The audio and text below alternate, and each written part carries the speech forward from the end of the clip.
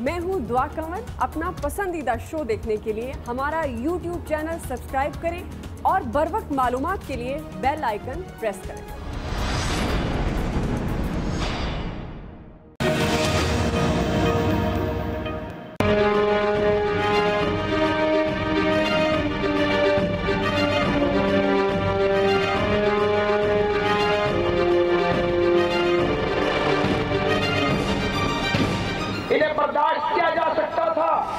अगर ये परफॉर्म करते, ये गुर्बत कम करते, महंगाई नीचे लाते, लोगों का रोजगार चलता, चोरी के नाले सीना जोरी ये नहीं चलेगी। जो बढ़ रही है, भूख फैल रही है, हमने इस निजाम को नीचे लाना, इसको गिराने की जो है कसम खाई है। हम इस निजाम को नहीं चलने देंगे। उस पर ये एक धांधली वाला निजाम, एक निजाम जो है जो पाकिस्तान के अवाम के ऊपर मुसल्लत किया गया है। अस्सलाम वालेकुम नाज़रीन, आप देख रहे हैं प्रोग्राम एक्सपर्ट्स और मैं हूं आयशा सलमान। आज के पैनल का हिस्सा होंगे आमिर इलियास राना साहब, फैसल हुसैन साहब, ब्रिगेडियर रिटायर्ड हारिस नवाज साहब, हाफिज ताहिर महमूद अशरफी साहब, शकील अंजुम साहब और मोहम्मद इलियास साहब। सबसे पहले पीडीएम के अहम इजलास की बात करें तो हुकूमत को टफ टाइम देने के लिए अपोजिशन इत्तेहाद के सरबराहान सर जोड़कर बैठ गए हैं, जिसमें लाहौर जलसे के इंतजामात और पीडीएम की मुस्तकबिल के हिकमत अमली के हवाले से मुशावरत भी की जा रही है। इजलास के फैसलों के हवाले से अभी तक कोई बाकायदा ऐलानिया तो सामने नहीं आ सका, लेकिन जराए के हवाले से ये खबरें आ रही हैं कि पीडीएम के सरबरा मौलाना फजलुर रहमान ने जेल भरो तहरीक चलाने और कौमी शाहराहें ब्लॉक करने की तजवीज़ दे दी है। दिसंबर के बाद जनवरी में इस्लामाबाद की तरफ मार्च करने की तजवीज़ भी सामने आई है, जबकि नवाज शरीफ ने तमाम जमातों को इस्तीफे मौलाना फजलुर रहमान के पास जमा कराने की तजवीज़ देते हुए ये कहा है कि मौलाना फजलुर रहमान लॉन्ग मार्च के बाद इस्तीफे स्पीकर को पेश करेंगे। उधर वज़ीर आज़म ने भी आज इस्लामाबाद में सीनियर सहाफ़ियों से मुलाकात की है और कहा यह है कि पीडीएम जो मर्जी कर ले, हुकूमत को कोई फर्क नहीं पड़ता। उन्होंने ऑपोजिशन पर यह वाज़ेह किया है कि अगर पीडीएम इस्तीफे देगी तो ज़िमनी इलेक्शन करा देंगे। इसी हवाले से आज एक्सपर्ट से सवाल यह है कि क्या पीडीएम हुकूमत के लिए बड़ी मुश्किल खड़ी करने में कामयाब हो पाएगी? आमिर साहब, आपसे शुरू करेंगे। देखें जी, बड़ी क्लियर बात है कि मुश्किल तो हुकूमत के लिए पीडीएम ने खड़ी की है और हुकूमत के लिए दो तरह की मुश्किल बन गई है। एक ये है कि वो जलसे कर रहे हैं और दूसरी तरफ कोरोना है और कोरोना फैल रहा है। आज वज़ीर आज़म से मैं भी मौजूद था वहाँ जब अखबार नवीसों की बातचीत हुई है, तो वज़ीर आज़म का कहना यही था कि पहले मरहले में तो ये लॉकडाउन की हमायत कर रहे थे, हम पे प्रेशर डाल रहे थे कि मुकम्मल लॉकडाउन हो, और अब ये जलसे जुलूस कर रहे हैं। और प्राइम मिनिस्टर ने कहा कि बिल्कुल खुले माहौल में कोरोना नहीं फैलता, बंद कमरों में फैलता है। हमने स्कूल, शादी हाल बंद किए, लेकिन जब भीड़ हो जाती है तो उससे भी फैलता है। और वो बिल्कुल कह रहे थे कि असल मुझ पे प्रेशर सिर्फ यही डाला जा रहा है कि किसी तरीके से एनआरओ दे दिया जाए, इनके केसेस ख़त्म कर दें, नैब ख़त्म कर दें तो सब कुछ ठीक हो जाएगा। उनसे पूछा गया कि जी अगर हिज़्ब इख्तिलाफ रिज़ाइन कर देती है तो उन्होंने कहा जी कोई बात नहीं है, मैं इलेक्शन करा दूंगा। तो सब ने पूछा कि कैसे करा देंगे? उन्होंने कहा ज़िमनी इलेक्शन कराना हमारे लिए मसला नहीं होगा। बहरहाल ये उनके तय है कि वो समझते हैं कि हिज़्ब इख्तिलाफ अपोजिशन रिज़ाइन कर दे तो वो सब कुछ ठीक कर लेंगे। और उनसे पूछा गया कि आपकी सबसे बड़ी नाकामी क्या है इस टेन्योर में जो आपने किया? तो उन्होंने कहा जी हमारा फ़ौरन इस्लाहात की तरफ ना जाना और IMF के पास ना जाना। यानी जो सारा पाकिस्तान, और इस प्रोग्राम में हम खुद एक्सपर्ट्स में बात करते रहे कि 6-7 महीने जो इन्होंने ज़ाया किए हुकूमत में आने के बाद और फिर 3 महीने मुज़ाकरात करके गए, तो उससे उन्होंने ये बात मानी कि जो दोस्त ममालिक से हम डॉलर लाए थे वो भी कुएं में चले गए, ज़ाया हो गए।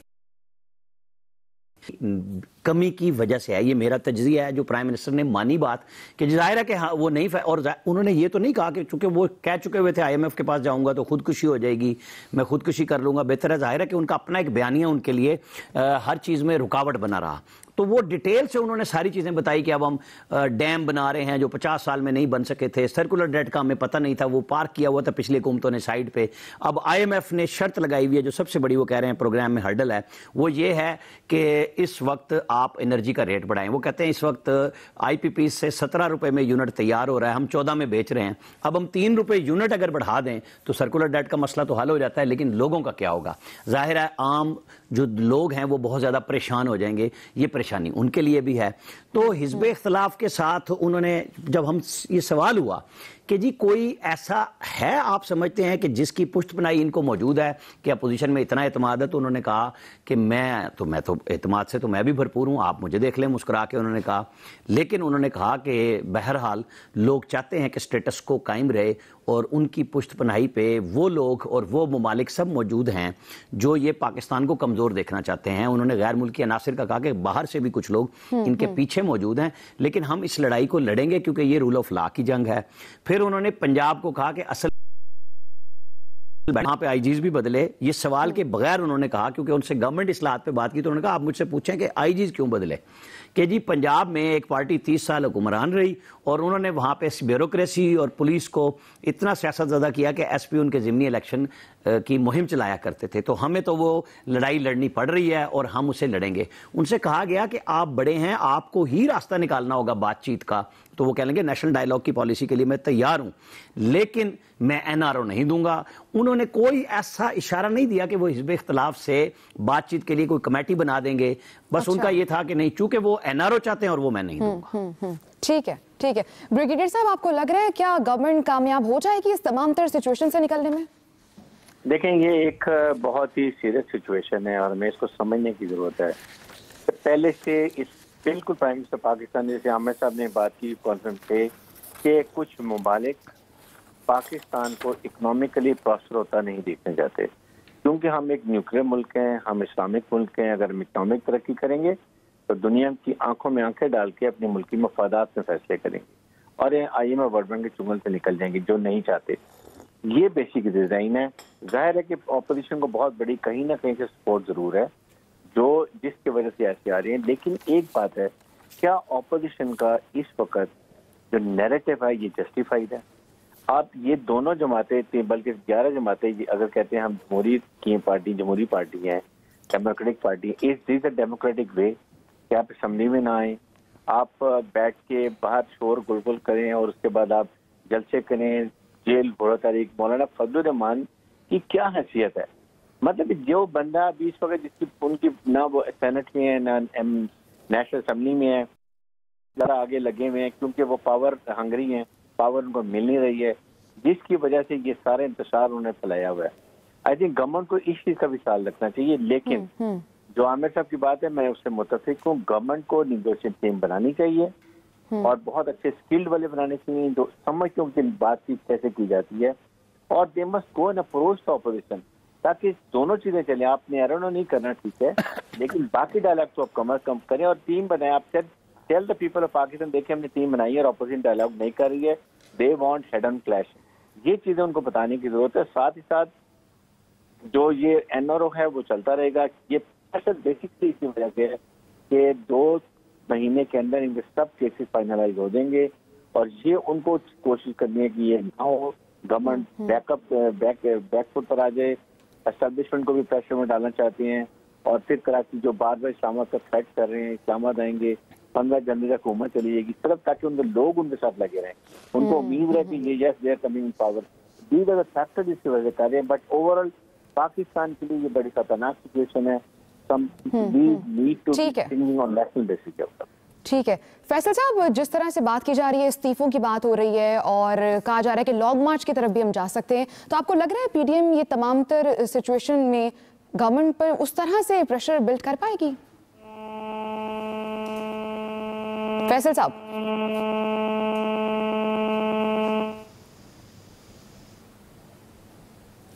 ठीक है।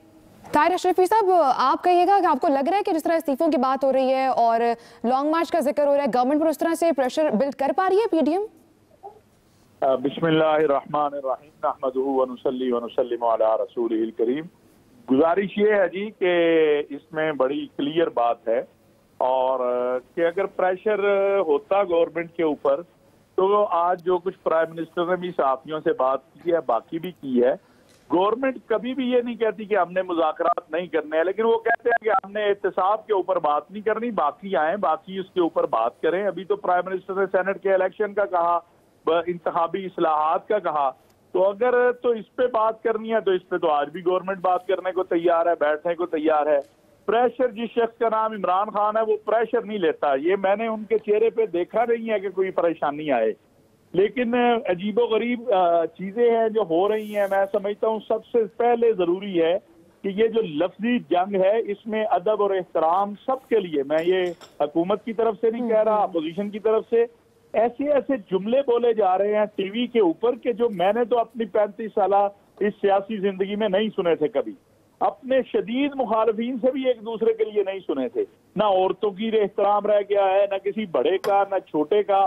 तो ये हम जा किस तरफ रहे हैं?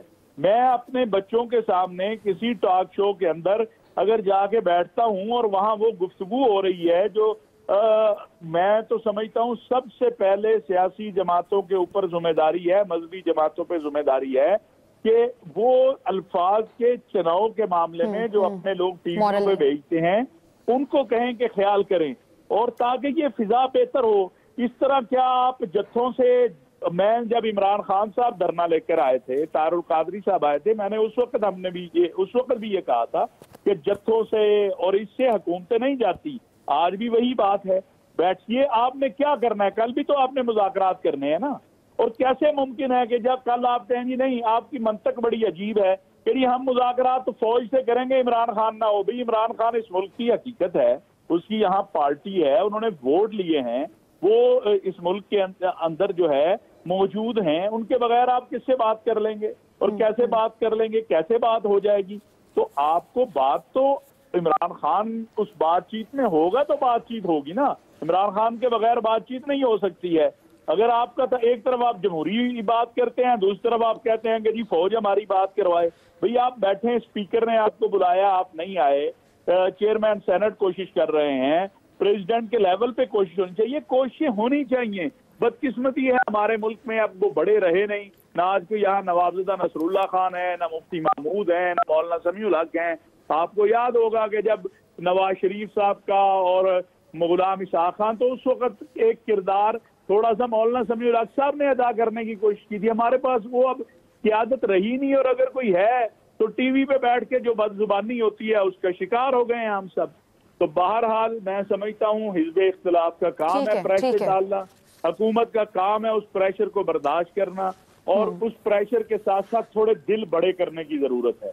और आज मैं आपको आज का कहता हूं कि जब मीनारे पाकिस्तान पर पानी छोड़ने की बात आई तो मैंने जाती ताकीद की कि भाई जब तो पता चला कि नहीं, वो तो एक बगीचे को पानी वो रोज लगाते हैं या 2-3 दिन बाद वो कर रहे हैं, पानी छोड़ने का ना किसी ने कहा है ना हो रहा है। तो थोड़ा सा ये हमें दोनों तरफ को टेम्परेचर जो है नीचे लाने की जरूरत है। ये पाकिस्तान हिज़्ब इख्तिलाफ का भी है, ये पाकिस्तान इमरान खान का भी है, ये हुकूमत में बैठे लोगों का भी है। कोई कहे कि ये सिर्फ मेरा ही है तो ये भी नहीं मुमकिन है। इस असेंबली में इमरान खान भी बैठा है, इसमें हिज़्ब इख्तिलाफ भी बैठी है, जिस लिहाजा बातचीत आपने आज नहीं कल नहीं तो परसों बातचीत तो आपको करनी है। ठीक है ताहिर अशरफी साहब, बात करें बातचीत की। शकील अंजुम साहब कहिएगा, बातचीत की जिक्र हो रही है तो आपको लग रहा है उस तरह से प्रेशर डालकर पीडीएम क्या मुज़ाकरात की मेज पर ले आएगी गवर्नमेंट को? देखिए कि मुज़ाकरात तो बिलाखिर आखिरी हल जो है, कोई भी लड़ाई जब शुरू होती है तो उसका जो एंड है वो मुज़ाकरात पर ही निकलता है।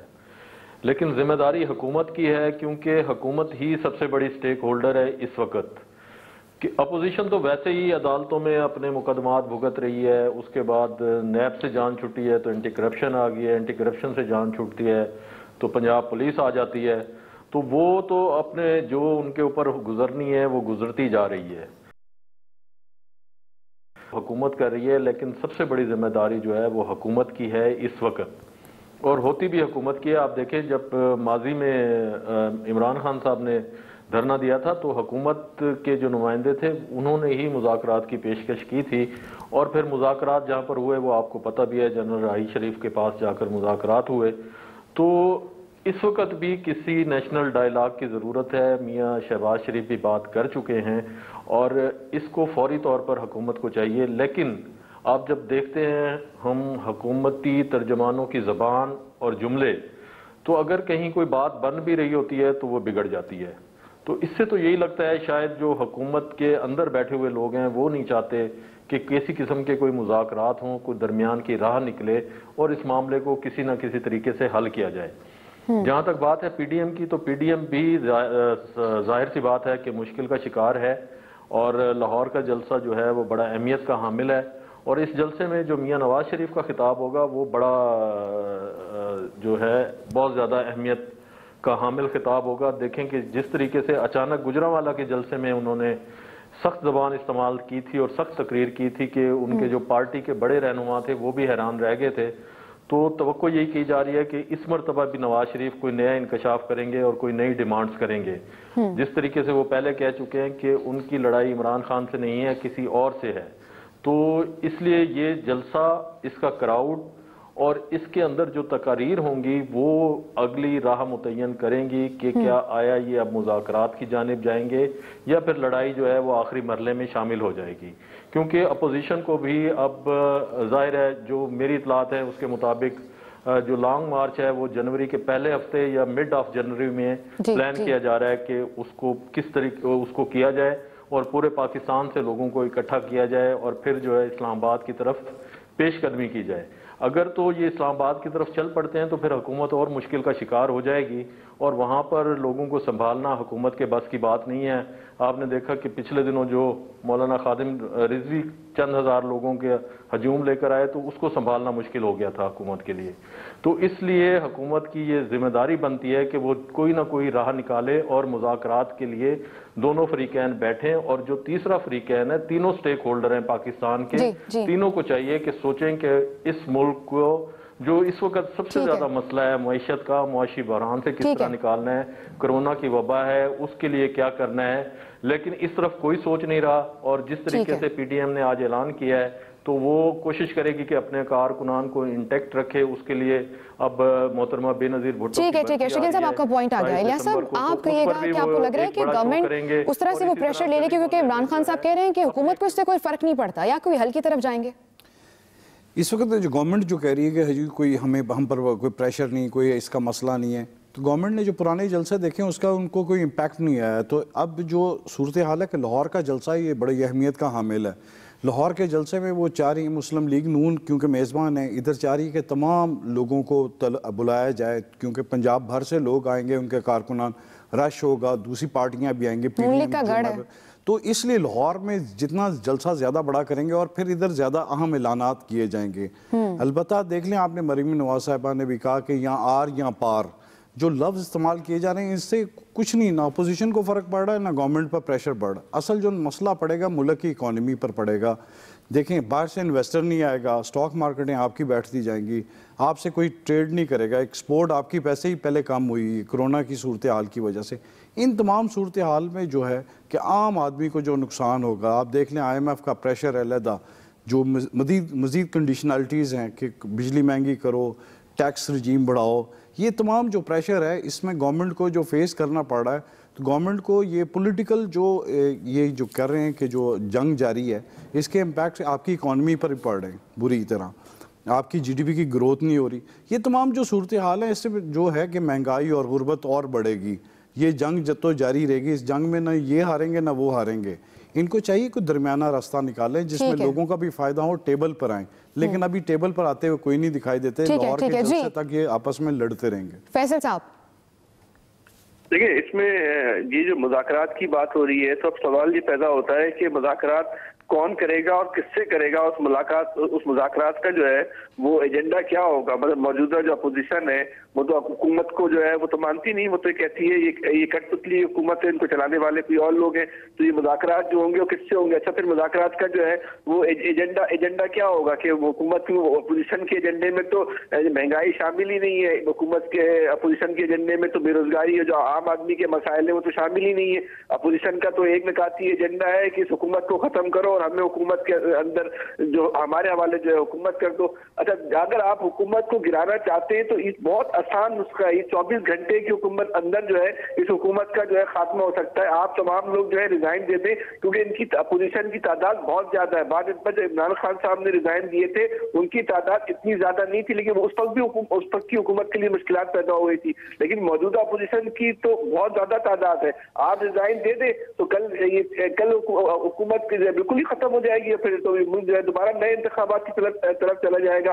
लेकिन जो है वो अपोजिशन भी जो है रिजाइन बेसिकली अपोजिशन की जो पूरी तहरीक है वो एस्टेब्लिशमेंट से जो है बार्गेनिंग की तहरीक है कि आप हमारे से बैठ के बात करें और 2023 के लिए जो है या आइंदा हुकूमत के लिए जो है वो सेटअप जो है वो अब हमारे साथ लगाए। मौजूदा हुकूमत के खिलाफ जो है पर जो आपने हाथ रखा हुआ है इस हाथ को हटाए। ये मौजूदा अपोजिशन की तहरीक है, या ये आम आदमी के लिए भी नहीं है और ये मौजूदा अपोजिशन की तहरीक हुकूमत के खिलाफ भी नहीं है। दूसरी बात, ये जेल भरो तहरीक की बात कर रहे हैं, हम जेल भरो तहरीक चलाएंगे तो भाई सारा फसाद ही जो है वो इस बात से कि हमें जेल में ना भेजो, तो भाई जेल भरो तहरीक आप किस लिए चलाएंगे? नवाज शरीफ साहब तो बकायदा अब जिस तरह जो है वो बात नहीं करना चाहते, लेकिन जेल से निकलकर ही उनको बाहर भेजा गया है ना, तो जेल भरो कैसे तहरीक चलाएंगे? ठीक है, कल नवाज शरीफ जेल भरो तहरीक का ऐलान करें और बोले पहली गिरफ्तारी जो है वो नवाज शरीफ साहब देंगे आके और वो आएंगे और चीजें जो है वो जेल में जाएंगी। कर दे आप ऐलान। ठीक है फैसल साहब का पॉइंट आ गया, एक्सपर्ट्स की राय आपने जानी। आज का दूसरा बड़ा सवाल एक्सपर्ट्स के लिए रखेंगे, कोरोना केसेस में खतरनाक हद तक इजाफा हो रहा है, इसका जिम्मेदार कौन? जो भी कानून की खिलाफ वर्जी करेगा कानून हरकत में आएगा। ये जो हमारे शौकिया फनकार हैं ये अवाम की जिंदगियों से खेल के अपनी सियासत का नशा पूरा करना चाहते हैं। ये तो ललकार रहे हैं, आवाज़ें दे रहे हैं, चीखो पुकार मचा रहे हैं कि हमें हीरो बनाओ, हमें सियासी शहादत दो। कोरोना अदलिया के फैसले या इन्फेक्शस डिजीज एक्ट की खिलाफ वर्जी होगी, वहाँ कानून हरकत में आएगा। आपने देखा कि कल की जो एक राजकुमारी की खुद नुमाई की रैली थी उसमें कहीं पे भी कोरोना SOPs को फॉलो नहीं किया गया। अभी बात करेंगे कोरोना वबा की, तो दूसरी लहर ने खतरे की घंटी बजा दी है। 5 माह के बाद केसेस और अमवात की शरह रिकॉर्ड सतह पर पहुंच गई है। कराची कोरोना वबा से सबसे ज्यादा मुतासरा शहर बन चुका है, जहां मुस्बत केसेस की शरह 20% से ज्यादा हो चुकी है। मुल्क में कोरोना की बिगड़ती सूरत हाल पर वज़ीर-ए-आज़म इमरान खान ने आज एक बार फिर तशवीश का इजहार कर दिया है और SOPs पर सख्ती से अमल दरामद कराने की हिदायत भी कर दी गई है। उधर अपोजिशन की रैलियों में कोरोना SOPs की खिलाफ वर्जी पर इंतजामिया मुतहर्रिक हो चुकी है। मरियम नवाज, सरदार अयाज सादिक, मरियम औरंगजेब, तलाल चौधरी समेत 4000 से ज्यादा अफराद के खिलाफ मुकदमात भी दर्ज कर दिए गए हैं।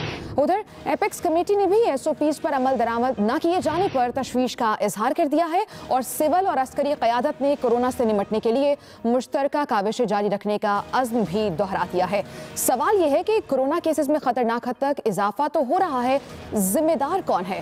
ब्रिगेडियर साहब देखें, अगर हुकूमत जो कुछ कर सकती है, पहले भी सक्सेसफुल लड़ने पाकिस्तान और अब दोबारा फिर वही स्मार्ट लॉकडाउन की हुकूमत बात कर रही है, पूरी कोशिश कर रही है। हुकूमत की अभी भी जिम्मेदारी है कि मीडिया को प्रॉपर इस्तेमाल करें और जावेद फैसल तक जो आते हैं इसके अलावा बताए, हर चैनल बताए कि इस वक्त क्या सिचुएशन है, कितने गंभीर हालात हैं, कितने ICU जो हैं वो सारे के सारे ओवरलोडेड हुए हैं, वेंटिलेटर सारे बुक हो चुके हैं, हॉस्पिटल में मरीज भरते जा रहे हैं और ये बड़ी खतरनाक लहर दफाई हुई है। साथ ही साथ ऑपोजिशन को ख्याल करना चाहिए कि क्या उन्होंने कभी ये सोचा कि जो जलसे और इज्तिमा जो कर रहे हैं अगर और ज्यादा हालात खराब होते हैं तो पाकिस्तान का क्या बनेगा? I am not talking about federal government, I am not talking about anybody else. Pakistan का क्या बनेगा? पाकिस्तान की माइशत क्या बनेगा? पाकिस्तान की आवाम की सेहत का क्या बनेगा? क्या हम इससे मुतहम्मिल हो सकेंगे? खुदा न खास्ता जिस तरीके से ये सिचुएशन एग्रीवेट कर रहे हैं, इसके बाद कहाँ एंड होगा? मेरे ख्याल में एक और सब कुछ सोच समझ इसके बारे में काम करते हैं। ठीक है, अशरफी साहब आप कहिएगा कि आपको क्या लग रहा है कि जिम्मेदार कौन है इस तमाम तर सिचुएशन में?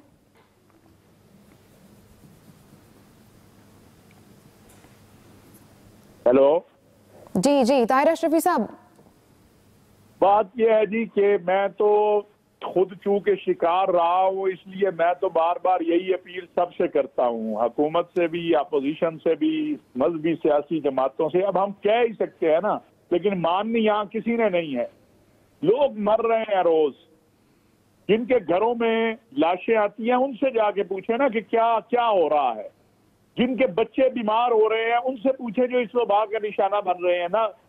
हुक्मरानों के लिए, उमरा के लिए, सियासतदानों के लिए, हर एक के लिए इलाजगाह मिल जाएगी, लेकिन उस माँ से पूछे जिसके बेटे को वेंटिलेटर ही नहीं मिलता है। मैं ये बिल्कुल इसका मैं खुद शिकार रहा हूँ। मैं तो यही लोगों से कहूंगा कि जिंदा रहेंगे, सेहतमंद रहेंगे तो सियासत होती रहेगी।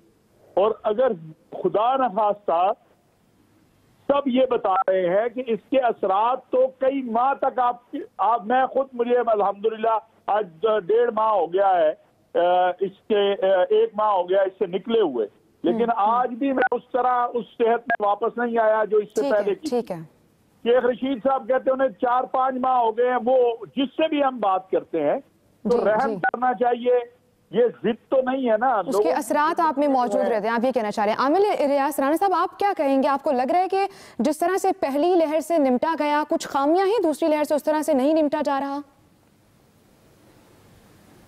ना तो पहली लहर पे हमने कुछ निमटने की बात की थी, वो अल्लाह की तरफ से एक फजल था।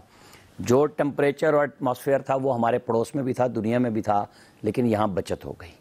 अब हम सब फंसे हुए हैं, इसमें सबसे पहले हम खुद जिम्मेदार हैं बतौर अवाम, क्योंकि हम अपनी हिफाजत करने के लिए तैयार नहीं हैं। जो कर लेता है उसको ताने देते हैं, और हर घर में और हर शहर में हर गांव में कोरोना आ चुका हुआ है। और इससे बचने के लिए फेस मास्क सबसे ज़्यादा ज़रूरी है और फासला ज़रूरी है। सियासी जमातों और हुक्मरानों को क्या कहें कि उनकी अपनी अना और ज़िद। आज हम वज़ीर आज़म के साथ बैठे थे, इस सब के बावजूद कि वो अपील कर रहे हैं कि मीडिया साथ दे, वो हिज़्ब इख्तिलाफ से बातचीत का रास्ता खोलने के लिए NRO और NRO के अलावा उनके पास कोई जवाब नहीं था, क्योंकि ये मुल्क फंस चुका है। कोरोना की ऐसी दलदल में हम जा रहे हैं कि खुदा ना खास्ता पता नहीं किसी के साथ क्या बनेगा। पहले होता था एक किसी फैमिली में होता था, बाकी बच जा रहे थे पहले मरहले में। अब पूरी की पूरी फैमिलीज लपेट में आ रही हैं। हॉस्पिटल्स भर चुके हुए हैं, वेंटिलेटर नहीं मिल रहे, ऑक्सीजन के सिलेंडर नहीं मिल रहे। तो हालत ऐसी है, तो मैं तो कहूंगा कि हम सब जिम्मेदार हैं, आवाम को सोचना चाहिए, खुद बचना चाहिए। ठीक है। शकील साहब, देखिए, अभी तक तो हम इस बात का तयन नहीं कर सके कि कोरोना कैसे फैल रहा है। हम और आप रोज़ाना बैठकर इस पर बात करते हैं।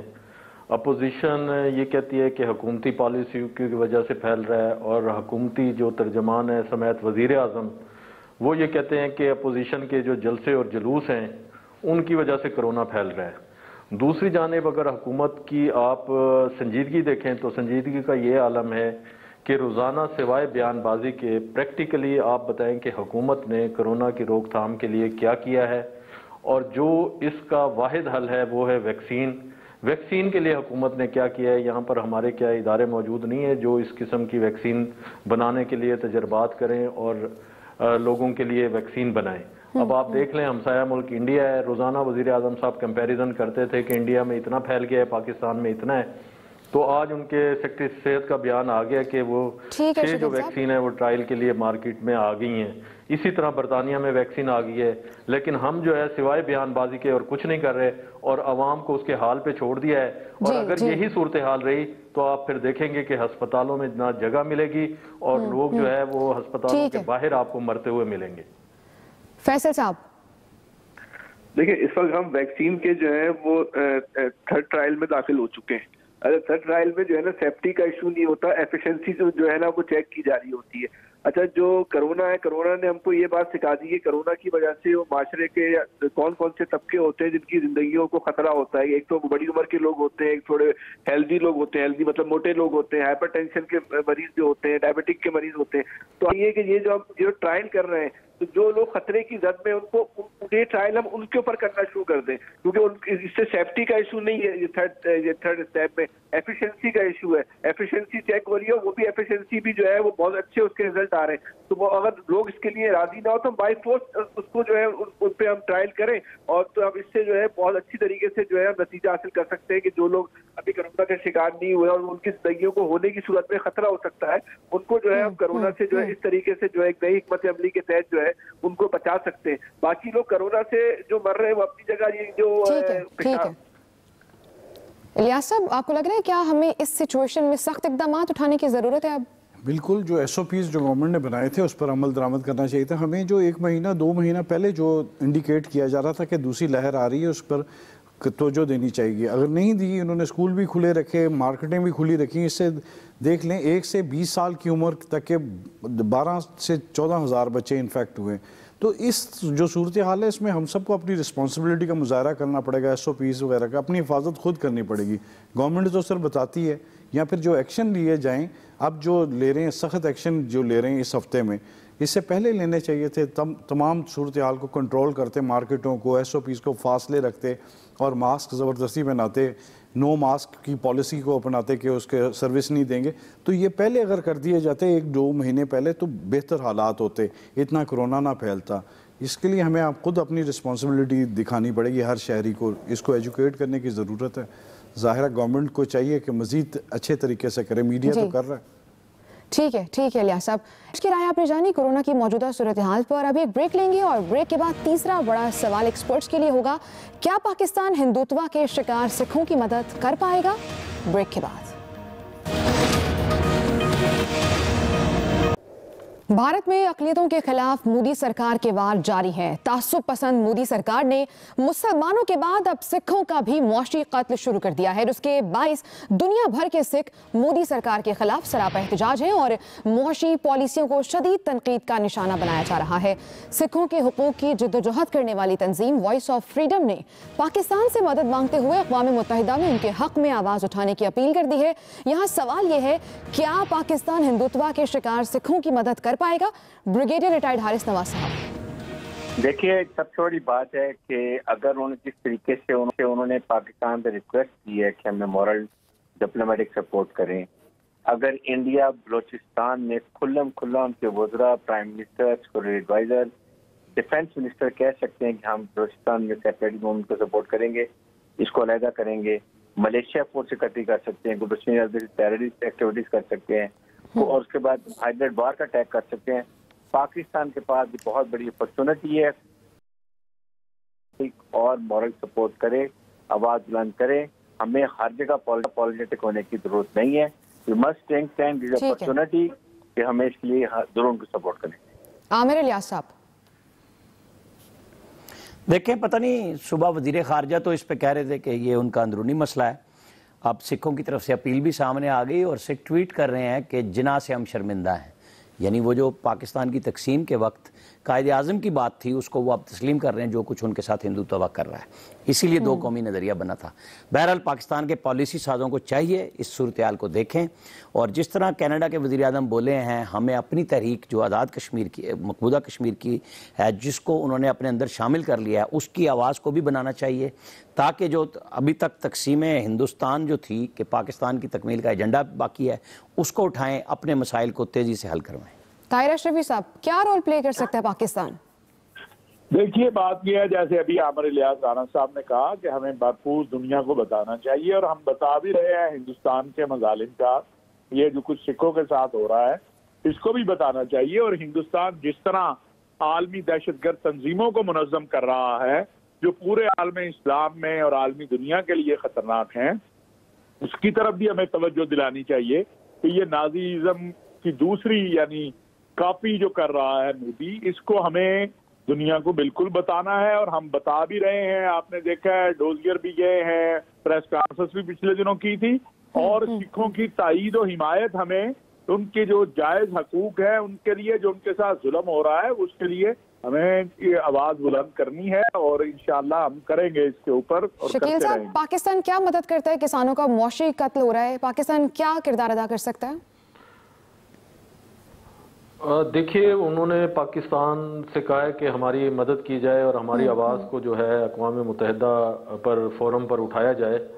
तो बिल्कुल जिस किस्म की इंडिया के अंदर अक़लियतों के साथ सलूक किया जा रहा है, इससे पहले मुसलमानों से हुआ, दलित से हुआ, अब सिखों की बारी आ गई है और बारी बारी जो मोदी है सरकार वो ये समझती है कि तमाम अक़लियतों को ख़त्म कर दिया जाए और फिर कश्मीर की जो उसने हैसियत तब्दील की और वहाँ पर जो मजालिम ढाए जा रहे हैं उसके साथ साथ तमाम अक़लियतों के हकूक़ को पाकिस्तान को जो है वो आलमी फोरम पर लेकर जाना चाहिए। आज भी उसने वो जो महबूबा मुफ्ती हैं उनको नज़रबंद कर दिया है। इस किस्म के इक़दामात की अगर हम अपने फोरम से आलमी फोरम को झंझोड़ेंगे और बताएंगे कि न सिर्फ मुसलमान बल्कि तमाम अक़लियतें वहाँ पर जो है मजालिम का शिकार हैं, तो मैं समझता हूँ कि हमारी जो आवाज़ है उसमें ज़्यादा ताकत आएगी और वो ज़्यादा तक़वियत से जो है आलमी दुनिया सुनेगी। जी फैसल साहब, हमने देखा पाकिस्तान में माइनॉरिटीज़ की बहुत रिस्पेक्ट की जाती है, तो इस तमाम तर सिचुएशन में पाकिस्तान को क्या रोल प्ले करना चाहिए अभी? जी पाकिस्तान तो बहरहाल दुनिया में एक ऐसा मिसाली मुल्क है जहाँ रियासत की तरफ से भी और आम आदमी की तरफ से भी जो है अक़लियतों की जो हर तरह का तहफ़्फ़ुज़ हासिल है। और पाकिस्तान में अगर अक़लियतों को कहीं इंतहा पसंदों की तरफ से कोई तकलीफ का या अज़ियत का सामना भी करना पड़ता है तो इस हवाले से रियासत का और एक आम आदमी का भी जो है एक मुश्तरका मौक़िफ़ होता है जो और अक़लियतों के हक़ में होता है। लेकिन भारत की सूरत हाल जो इससे जो है वो कतई मुख्तलिफ है। भारत में एक ऐसी इंतहा पसंद और जनूनी हुकूमत है जो किसी अखलाकियात को नहीं मानती, जो किसी असूल को नहीं मानती। हद तो ये है कि जो उनका अपना मज़हब है उस मज़हब के भी जो बुनियादी असूल है उनको भी मानने को तैयार नहीं है। उसका पूरा उन्होंने इस वक्त ढांचा जो है जमहूरियत या बर्बरियत पे खड़ा किया हुआ है। पाकिस्तान को वहाँ पे जो मुतासरा कौमें लसानी मजहबी इकाइयाँ हैं उनके साथ मिलकर जो है मुश्तरका एक असेंबली बनानी। जी जी मोहम्मद इलियास साहब देख लें जी, वो पहले कश्मीरियों पर करते रहे और अभी तक जुल्म कर रहे हैं, उसके बाद देख लें इधर सिखों पर भी करना शुरू कर दिया। इवन के जो पाकिस्तान से जो हिंदू गए थे उधर, उन्होंने उनको तस्लीम नहीं किया, उन पर जुल्म किया और वो वापस मजबूरन पाकिस्तान आते हैं और इधर आके सजदे करते हैं कि उनके बचत हो गई है कि हिंदुओं ने उन पर इतना, अपने मोदी सरकार ने इतनी उन पर जो जुल्म किया, बर्बरियत की, वो इसके आके रोते हैं इधर। ठीक है, ठीक है। एक राय आपने जानी। आज के एक्सपर्ट से इतना ही। अपना बहुत ख्याल रखिएगा। अल्लाह हाफिज़। मैं हूं दुआ कंवर। अपना पसंदीदा शो देखने के लिए हमारा YouTube चैनल सब्सक्राइब करें और बर वक्त मालूमात के लिए बेल आइकन प्रेस करें।